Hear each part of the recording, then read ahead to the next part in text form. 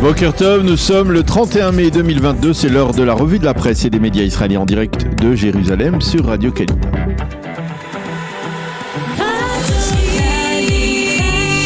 Radio J, la revue de la presse israélienne, en direct de nos studios de Jérusalem.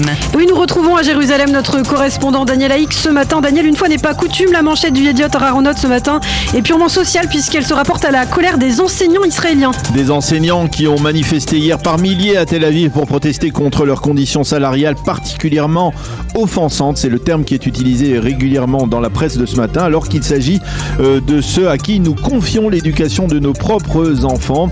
La colère des enseignants titre simplement le Yediot Aharonot qui résume en quelques lignes toute la problématique de l'éducation nationale en Israël. Des classes surchargées, des exigences poussées, un travail qui va bien au-delà des heures de classe et qui est donc rémunéré au lance-pierre avec pour certains entre 6 et 7 000 shekels seulement de salaire mensuel. Donc pour ces enseignants israéliens, des conditions qui pourtant n'empêchent pas de nombreux enseignants israéliens de considérer leur métier comme une mission sacrée.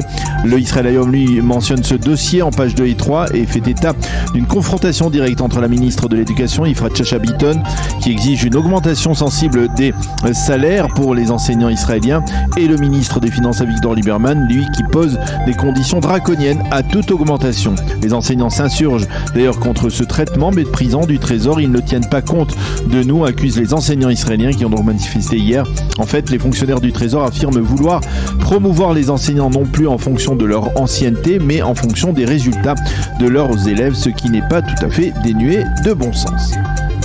Et puis à ce sujet, vous avez remarqué plus spécifiquement un éditorial. Il s'agit de l'éditorial de Shai Piron, qui fut ministre de l'Éducation dans le gouvernement Netanyahou de 2013 à 2015, qui était le numéro 2 du parti de Yesh Atid, de Yair Lapid. On peut lire cet éditorial en première page du Yediot Aharonot de ce matin. Pour Shai Piron, ce problème doit être celui de l'ensemble de la population israélienne. Selon Shai Piron, ce ne sont pas les enseignants qui auraient dû descendre dans la rue hier, mais bien les parents d'élèves descendre dans la rue pour protester par exemple contre le fait que le salaire d'un chanteur pour la seule soirée du Yom HaAtzmaut égale, voire dépasse celui d'un enseignant israélien pour toute une année. Pour Shai Piron, si les soldats et officiers israéliens assurent la protection des Israéliens dans le présent, les enseignants garantissent eux leur sécurité dans l'avenir. Les quotidiens israéliens et les sites d'information se penchent ce matin aussi sur les menaces d'attentats contre des Israéliens en Turquie. Oui, des Israéliens en ligne de mire, titre ce matin le Maariv, tandis qu'en manchette, le Israël Hayom affirme que l'on redoute une forme de nonchalance de la part de ces Israéliens en vacances en Turquie face aux menaces que font peser les gardiens de la révolution iranienne sur eux.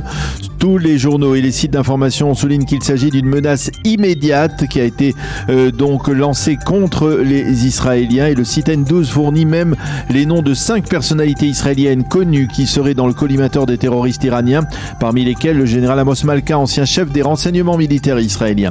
Le Israël Hayom affirme que des centaines d'Israéliens ont reçu un coup de fil leur demandant d'être particulièrement vigilants, et le quotidien gratuit constate que malgré ces mises en garde très fermes, de nombreux Israéliens ont décidé de maintenir leurs vacances en Turquie au cours des prochains jours, en particulier en cette fin de semaine avec le long week-end de Shavuot. L'un d'eux est interrogé par le Israël Hayom et il affirme ne pas avoir peur. Il y a des milliers d'Israéliens à Istanbul. Nous considérons que tout ira bien, a déclaré ce touriste israélien. Dans le Yediot Aharonot, Ben Dror Yemini revient lui sur le slogan nationaliste arabe El Aqsa est en danger, scandé cette semaine par les Arabes palestiniens. Oui, Ben Dror Yemini rappelle que ce n'est pas un slogan nouveau, qu'il n'est pas né en 1967 avec la conquête de la vieille ville de Jérusalem, mais je le cite, que ce mensonge selon lequel les Juifs projettent de détruire le mont du Temple remonte à bien avant la création de l'État d'Israël.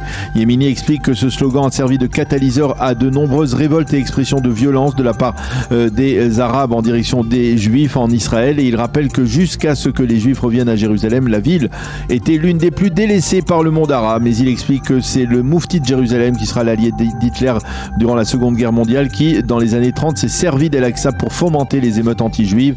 Conclusion, ce n'est pas la marche des drapeaux ni son passage par la porte de Damas cette année qui ont provoqué des heurts, mais bien un anti-judaïsme primaire dispatché par certains leaders arabes comme le fameux Moufti de Jérusalem.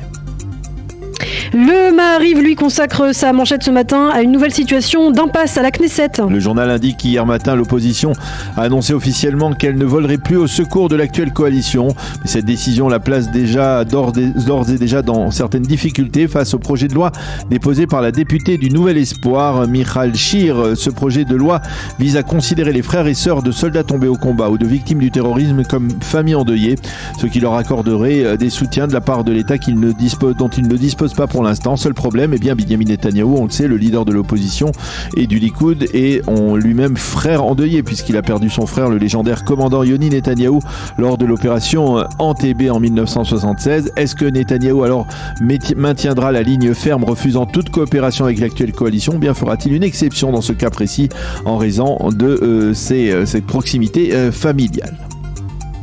Et puis enfin, pour terminer, Daniel, les quotidiens se penchent ce matin encore sur les derniers développements dans le procès de Benyamin Netanyahou. Oui, avec de nouvelles surprises et des interrogations, l'avocat de l'ex-premier ministre Yoav Ben-Tzur a fait remarquer hier que l'enregistrement vidéo de la police détaillant l'interrogatoire de Shlomo Filber autour de la rencontre cruciale qu'il a eue avec Benyamin Netanyahou sur le fameux dossier Bezek, le dossier 4000, bien cet enregistrement n'a pas été fait apparemment en raison d'une difficulté technique. Bref, selon l'avocat, il y a 2 jours de blanc dans les enregistrements, et ce justement lorsqu'il est question de ce dossier crucial. Filber lui affirme n'avoir pas remarqué à l'époque, en 2019, lors de son interrogatoire à l'époque donc, d'une panne quelconque. Affaire à suivre, et toujours des développements très intéressants dans le procès de Benyamin Netanyahou.